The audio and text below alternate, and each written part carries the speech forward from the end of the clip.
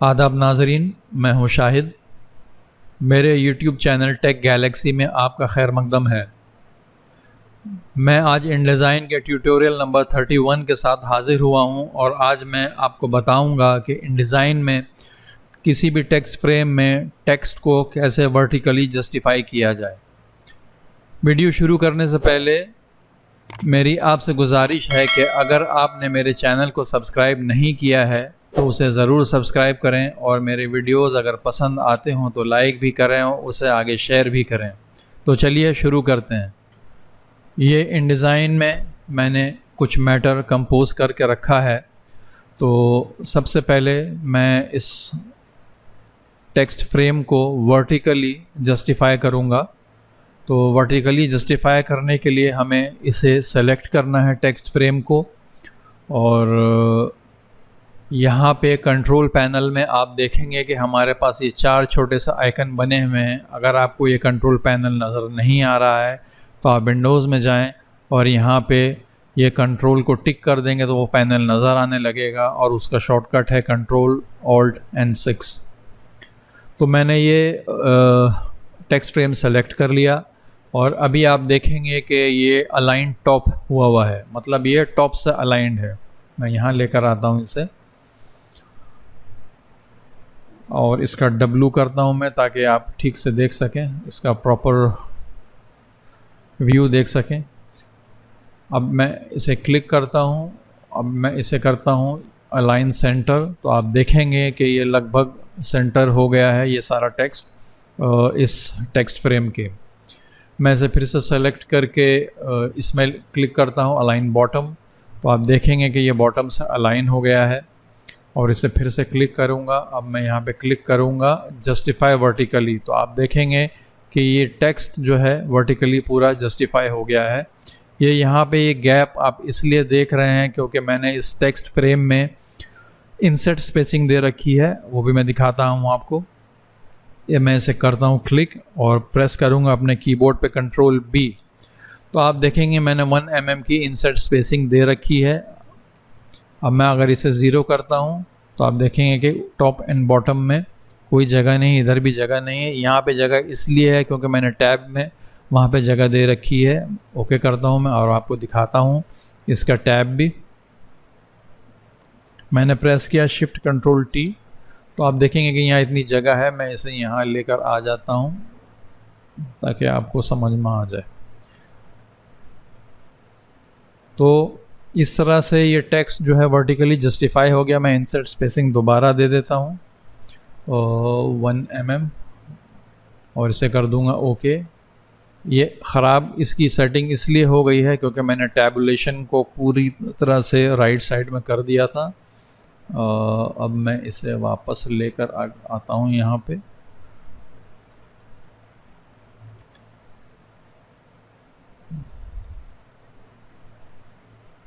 तो इस तरह से हम इसे सेंटर अलाइन कर सकते हैं। मैं इसे भी क्लिक करता हूँ, ये उर्दू का टेक्स्ट है। अभी आप देखेंगे कि ये टॉप अलाइन हुआ है, ये अलाइन सेंटर है।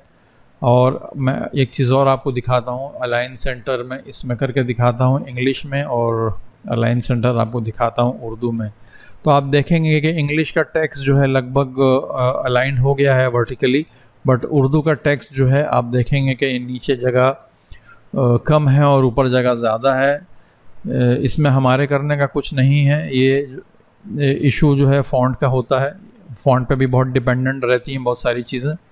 तो इसे हम एडजस्ट करते हैं, वो भी मैं बताता हूँ किस तरह से इसको वर्टिकली अलाइन किया जाएगा मैन्युअली। मैं W दोबारा क्लिक करता हूँ ताकि आप गाइड्स देख सकें।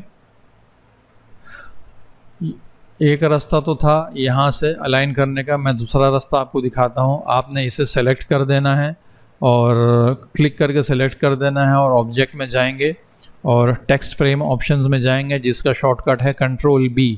इस पर आपने क्लिक किया तो आप देखेंगे कि ये वर्टिकल जस्टिफिकेशन का एक पैनल है यहाँ पे। अभी अलाइन सेंटर हुआ है, यहाँ से आप देख सकते हैं। यहाँ पे भी हमने कर रखा है अलाइन सेंटर। यहाँ से भी हम इसे इसकी अलाइनमेंट चेंज कर सकते हैं। जैसे ये अभी टॉप है, अभी ये सेंटर हो गया। अब ये बॉटम हो गया और अब ये जस्टिफाई हो गया। इसे मैं करता हूँ सेंटर और करता हूँ ओके। अब मैं इस पैनल में आता हूँ उर्दू में, मैंने कीबोर्ड प्रेस किया कंट्रोल बी तो सेम विंडो खुलती है। मैं इसे करता हूँ अलाइन टॉप और अब मैं इसको करता हूँ अनलॉक। इसको अनलॉक कर दूंगा तो मेरी सारी सेटिंग जो इंडिविजुअली चेंज कर सकूँगा मैं। ये यहाँ पे मैंने किया क्लिक तो आप देखेंगे कि सिर्फ टॉप इंसर्ट हो रहा है। तो इसी तरह से आप जो है एडजस्ट करके अगर फॉन्ट आपकी प्रॉपर नहीं है या उसमें स्पेसिंग के इश्यूज़ आ रहे हैं, जैसा कि मैंने दिखाया था, इस पर यहाँ सेलेक्ट करके सेंटर करेंगे तो आप ठीक से सेंटर नहीं हो रही उर्दू, तो आप इस पर क्लिक करके कंट्रोल बी प्रेस करके आप इंसर्ट स्पेसिंग से एडजस्ट कर सकते हैं। जैसे अगर आप 4 पे क्लिक 4 mm पे रख के इसे क्लिक करेंगे ओके, और अब देखेंगे तो अब कुछ बेहतर नज़र आ रहा है पहले से। नहीं, ऊपर स्पेस अभी भी ज़्यादा है। मैं इसे सेलेक्ट करके कंट्रोल बी प्रेस करूँगा और यहाँ करूँगा 3.5 mm और ओके करूँगा। हाँ, अब कुछ बेहतर नज़र आ रहा है। तो इस तरह से आप जो है अपने टेक्स्ट को किसी भी टेक्स्ट फ्रेम में वर्टिकली जस्टिफाई कर सकते हैं, चाहे फुल जस्टिफिकेशन कर सकते हैं, बॉटम जस्टिफिकेशन कर सकते हैं। अब हम आते हैं इस कॉलम की तरफ। ये कॉलम, इस कॉलम में आप देखेंगे कि 2 कॉलम हैं यहाँ पे बने हुए इस टेक्स्ट फ्रेम में, और यहाँ नीचे ज़रा सी जगह बची हुई है। तो मैं चाह रहा हूँ कि इसे फुल जस्टिफाई करूँ, तो मैंने इसे सेलेक्ट किया और मैं अब यहाँ पे आप देखेंगे ये अलाइन सेंटर किया है मैंने। तो ये जो कॉलम छोटा था जिसमें लाइनें कम थी वो इसके सेंटर में हो गया है, और ये है अलाइन बॉटम, ये दोनों बॉटम अलाइनमेंट में आ गए हैं। इसे करूँगा तो ये दोनों जस्टिफाई हो जाएंगे, मगर इसमें एक इशू है, और वो इशू ये है कि अगर आप ये लाइन मिला के देखेंगे ये दोनों मैच नहीं करेगा। ये तो फिर मैच कर गया, मगर यहाँ से आप देखेंगे कि गड़बड़ हो गई है। चूँकि इसकी वजह ये है कि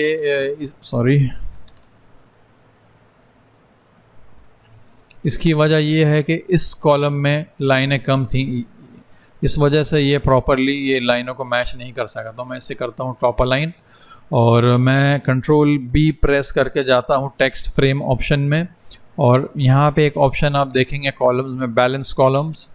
तो उस हिसाब से आप देखेंगे कि इसमें यहाँ नीचे ज़रा सी जगह आ गई है और यहाँ पे एक लाइन रह गई है, और इसे फिर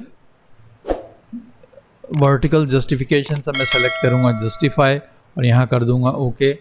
तो आप देखेंगे कि ये फिर पहले से कुछ बेहतर नज़र आ रहा है। तो जनाब, ये था InDesign में किसी भी टेक्स्ट फ्रेम में टेक्स्ट को वर्टिकली जस्टिफाई करने का तरीका। आज के लिए बस इतना ही है। आपसे मिलता हूँ अगले वीडियो में किसी नई टॉपिक के साथ।